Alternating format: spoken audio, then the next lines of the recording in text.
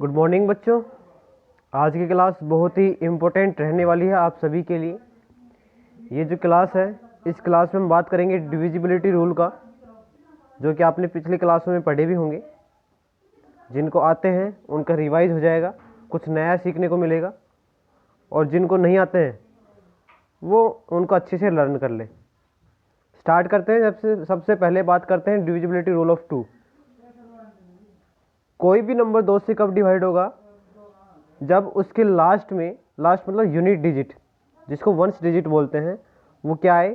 0, 2, 4, 6 और 8। अगर ये डिजिट, इनमें से कोई भी डिजिट अगर आपको यूनिट डिजिट में देखने को मिलती है, जैसे मैं एक एग्जांपल लेता हूँ, देखो ये होती है यूनिट डिजिट, इसी को बोलते हैं वंस डिजिट। आप देख लीजिए कितना आ रहा है, 8 आ रहा है, तो इसका मतलब ये वाला नंबर है किससे डिवाइड हो जाएगा? 2 से डिवाइड हो जाएगा। ठीक है, समझ में आ गया?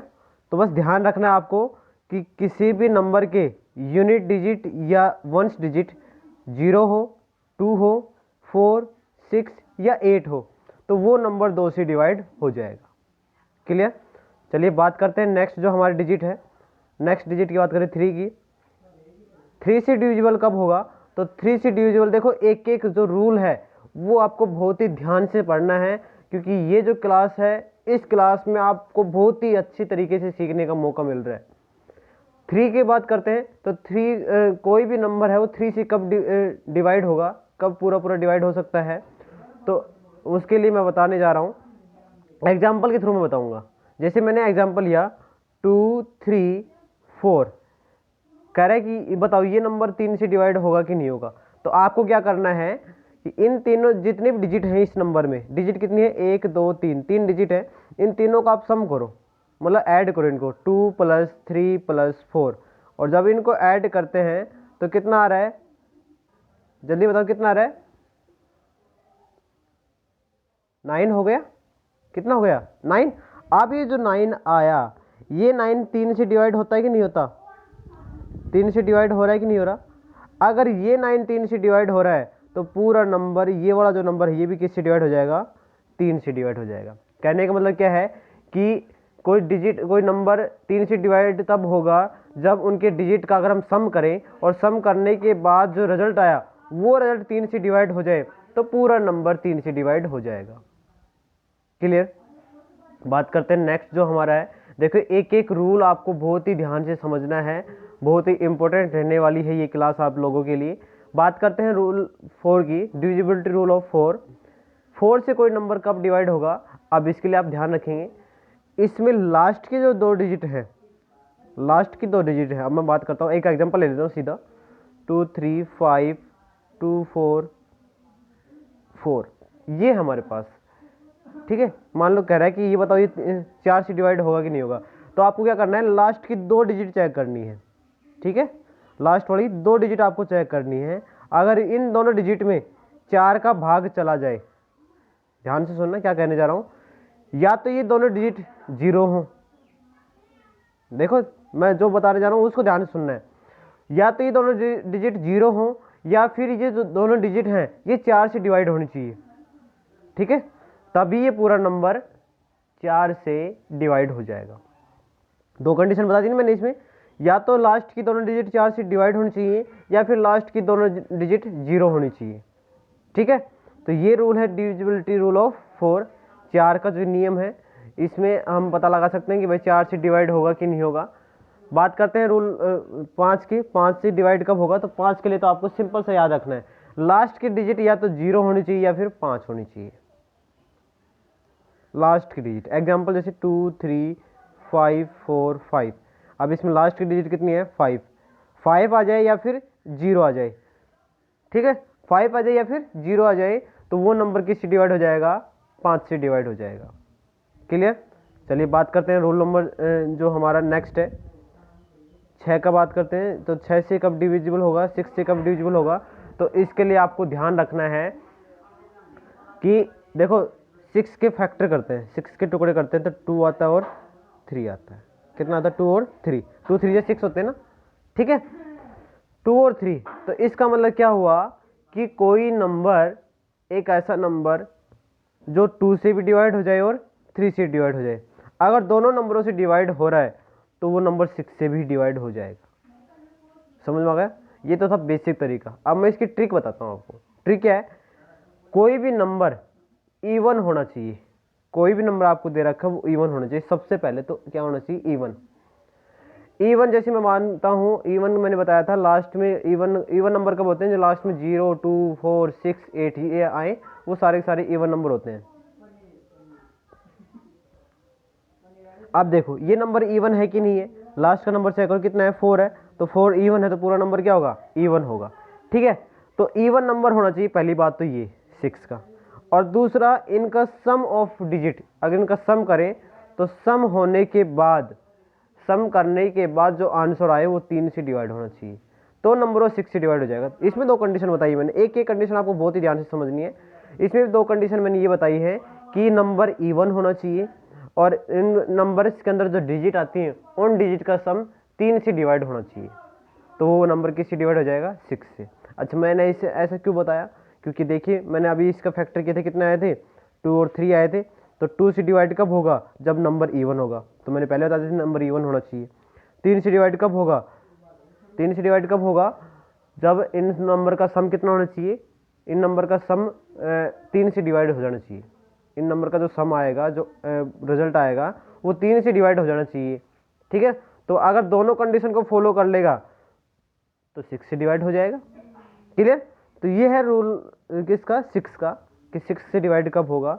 नंबर इवन होना चाहिए और नंबर में जो डिजिट है, डिजिट का सम कितना होना चाहिए? बताओ, डिजिट का सम कितना होना चाहिए? डिजिट का सम 3 से डिवाइड होना चाहिए। ठीक है, बात करते हैं नेक्स्ट हमारा जो रूल है 7 का। तो 7 के रूल की देख लीजिए। 7 का रूल क्या कहता है, इसकी हम चर्चा कर लेते हैं। 7 का रूल समझाने के लिए मैं एक एग्जांपल ही लेता हूँ, क्योंकि एग्जांपल से जल्दी समझ में आता है।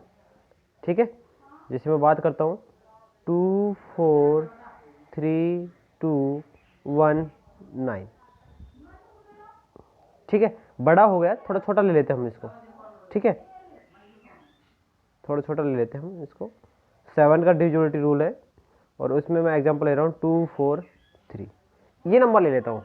अब आपको क्या करना है? लास्ट का एक डिजिट, लास्ट का एक डिजिट, उसका हम 2 गुना कर दें।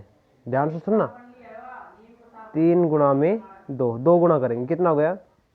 6। कितना हुआ? 6 हुआ। ठीक है, अब ये जो 6 आया, इसमें 24 में से जो मतलब नंबर बच गया, जो नंबर हमारे पास बच गया, उसमें से हम माइनस कर देंगे 6 को।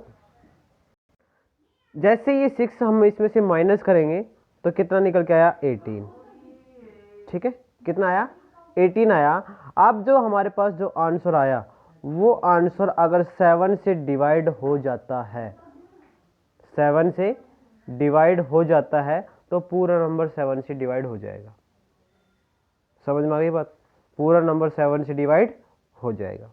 अब ये 18 है, 18 7 से डिवाइड नहीं हो रहा है, तो इसका मतलब ये वाला नंबर 7 से डिवाइड नहीं होगा। अच्छा, ऐसा मैं कोई एग्जांपल ले लेता हूँ। जैसे मैंने एग्जांपल लिया इसी का, एक एग्जांपल और लेता हूँ 3, 4, 3। कह रहा है ये 7 से डिवाइड होगा कि नहीं होगा? तो लास्ट वाला नंबर हम चेक करेंगे। लास्ट वाला नंबर है, इसका हम करेंगे 2 गुना, 3 दूनी 6, 3 दूनी 6, 2 गुना कितना हो गया? 6 हो गया। बच गया नंबर कितना? 34। 34 में से 6 माइनस करेंगे तो कितना बचेगा? 28 बचेगा। क्या 28 7 से डिवाइड होता है क्या? 28 7 से डिवाइड हो जाएगा? हो जाएगा। अगर 28 7 से डिवाइड हो जाएगा तो ये वाला नंबर भी किससे डिवाइड हो जाएगा? 7 से डिवाइड हो जाएगा। समझ में आ गई बात? क्लियर? पॉइंट क्लियर हुआ? तो ये रूल है 7 का। बात करते हैं रूल 8 की, डिविजिबिलिटी रूल ऑफ 8। 8 का क्या रूल है? देखो 2, 4, 8, 2, 4, 8, क्या इन दोनों में आपने कोई कॉमन बात देखी थी? 2 में लास्ट वाला नंबर 2 से डिवाइड होना चाहिए। लास्ट वाला नंबर जैसे 0, 2, 4, 6, 8, 2 का तो सिंपल सा था। 4 का मैंने क्या किया था? 4 में लास्ट वाले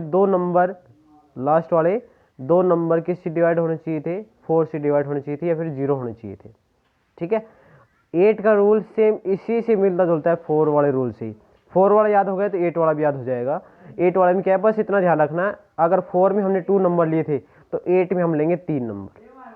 ठीक है, कितने लेंगे, 3 नंबर लेंगे। और इन तीनों नंबर, या तो ये तीनों नंबर 8 से डिवाइड होने चाहिए या फिर ये तीनों नंबर 0 होने चाहिए। फॉर एग्जाम्पल 2 3 5 0 0 0 कह रहा है कि ये 8 से डिवाइड होगा कि नहीं होगा। तो लास्ट वाले 3 नंबर कितने हैं, लास्ट वाले 3 नंबर 0 हैं, लास्ट के 3 नंबर 0 हैं तो ये 8 से डिवाइड हो जाएगा। या फिर लास्ट के 3 नंबर ऐसे होने चाहिए जो 8 से पूरे पूरे डिवाइड हो सकते हैं, तो पूरा नंबर 8 से डिवाइड हो जाएगा। क्लियर, पॉइंट क्लियर हो रहे हैं। बात करते हैं रूल नंबर 9 की। ये एक एक रूल बहुत ही इम्पोर्टेंट है आप सभी के लिए, तो ध्यान से देखते जाना, वीडियो लास्ट तक देखनी है आपको। बात करते हैं रूल 9 की। जैसा रूल आपने 3 का पढ़ा था, जैसा रूल आपने 3 का पढ़ा था वैसा ही रूल 9 का है।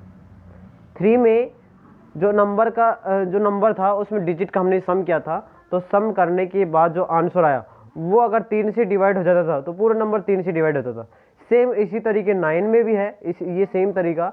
इसमें जो डिजिट दे रखा है उन डिजिट का हम सम करेंगे, जो नंबर दे रखा है उसमें जितने भी डिजिट है उन डिजिट का सम करेंगे, और सम करने के बाद जो आंसर आया वो आंसर अगर 9 से डिवाइड हो जाता है, जो आंसर आया वो अगर 9 से डिवाइड हो जाता है तो पूरा नंबर 9 से डिवाइड हो जाएगा। ये डिविजिबिलिटी रूल है 9 का। समझ में आ गया, क्लियर हो रहे हैं ना पॉइंट। तो चलिए बात करते हैं नेक्स्ट जो हमारा है, नेक्स्ट बात कर लेते हैं। नेक्स्ट बच गया 10 का। तो 10 का तो बहुत ही आसान सा है, बस लास्ट में 0 होनी चाहिए।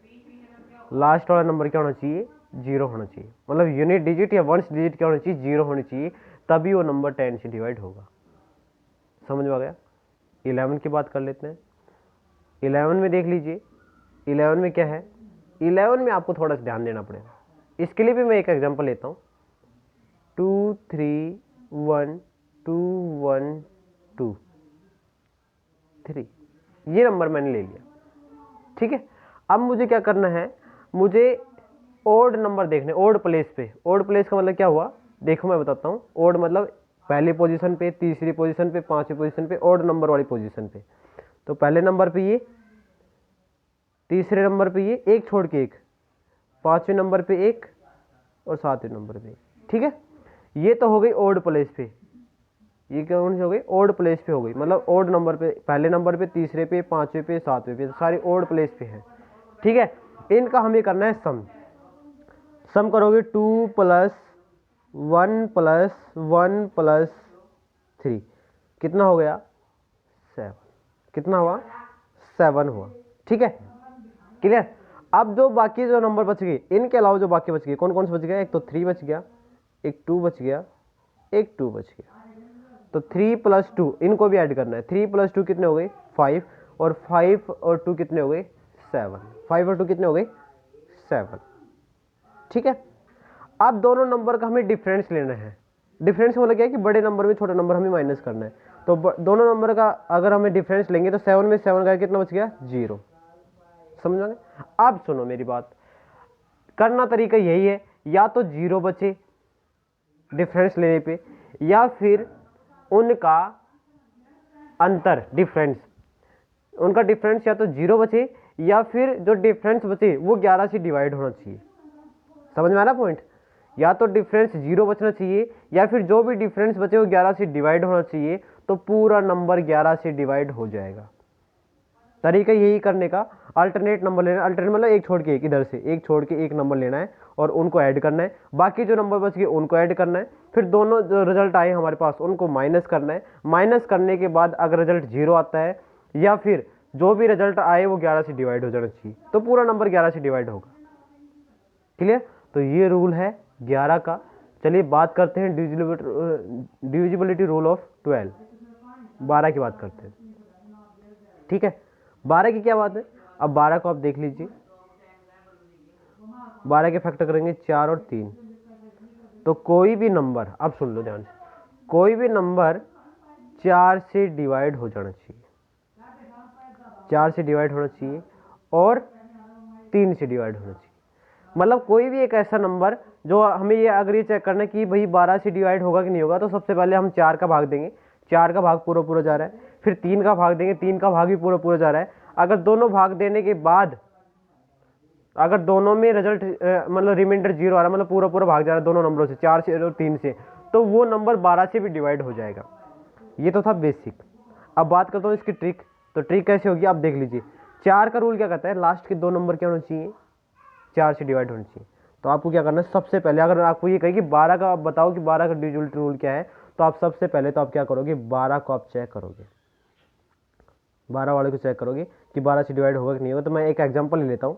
एक एग्जांपल मैंने लिया, ठीक है, एक एग्जांपल मैंने लिया 2 3 4 6 6 2 4, ये है, ये मैंने नंबर ले लिया। कह रहा है कि बताओ भाई इसमें ये 12 से डिवाइड होगा कि नहीं होगा। तो सबसे पहले आप 4 का डिविजिबिलिटी रूल चेक करोगे। 4 का डिविजिबिलिटी रूल क्या है कि लास्ट के दोनों नंबर क्या होने चाहिए, 4 से डिवाइड होने चाहिए। क्या 24 4 से डिवाइड हो जाता है क्या, बिल्कुल हो जाता है। अगर 4 से मतलब 24 4 से डिवाइड हो रहा है तो मतलब पूरा नंबर 4 से डिवाइड हो जाएगा। समझ में आ गई पॉइंट, समझ में आ रहा है ना, 4 से डिवाइड हो जाएगा। अब बात करते हैं 3 से डिवाइड होना चाहिए। तो 3 का डिविजिबिलिटी रूल क्या है कि इन सभी का अब सम करके देखो आप, इन सभी का 2 और 3 कितने हो गए, 5 5 और 4 9 9 और 6 15 15 और 6 21 21 और 2 23 और 23 और 4 27। कितना आया, इनका सम किया था 27 आया। क्या 27 3 से डिविजिबल है क्या, बिल्कुल है। इसका मतलब क्या हुआ कि ये नंबर 4 से भी डिवाइड हो सकता है और 3 से भी डिवाइड हो सकता है। तो ये वाला नंबर 12 से भी डिवाइड हो सकता है। तो ये मैंने आपको करवा दी है डिविजिबिलिटी रूल 2 से लेकर 12 तक। किसी प्रकार की कोई प्रॉब्लम नहीं आनी चाहिए। इस वीडियो को ज़्यादा से ज़्यादा शेयर कीजिए, क्योंकि ये आपके लिए ही नहीं बल्कि हर एक स्टूडेंट के लिए आपके बहुत ही काम की है। डिविजिबिलिटी रूल सभी को पता होना चाहिए, बहुत ही इंपॉर्टेंट वीडियो है। ज़्यादा से ज़्यादा इसको शेयर करें, वीडियो को लाइक कर दीजिए, चैनल को सब्सक्राइब कर लें। और एक विशेष बात, ये जो वीडियो है ये एक विशेष पर्पज़ से बनाई गई है, जिसका उद्देश्य है ज़्यादा से ज़्यादा बच्चों तक डिविजिबिलिटी रूल को पहुंचाना। किसी प्रकार की अगर कोई प्रॉब्लम आती है या कोई रूल आपको समझ में नहीं आता है तो आप हमें अभी रिप्लाई या कमेंट करके पूछ सकते हैं। मिलते हैं नेक्स्ट क्लास में, तब तक के लिए नमस्कार।